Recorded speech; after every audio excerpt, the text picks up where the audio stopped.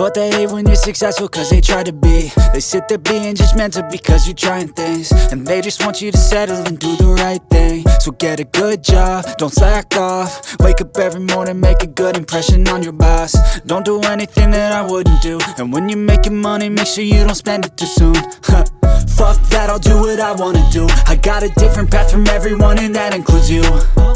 Who are you to tell me how to live life? In these times it feels like nobody's right, yeah. So I'ma figure out what else we succeed, and then invest all of my time into that and proceed. I need whatever the hell could make me happy, and I don't think you have a clue what could that be. They tell me that I'm never gonna make it. They want me to do something that can make sense. They hate when I keep dreaming I'll be famous, but I don't give a fuck, I'ma keep chasing.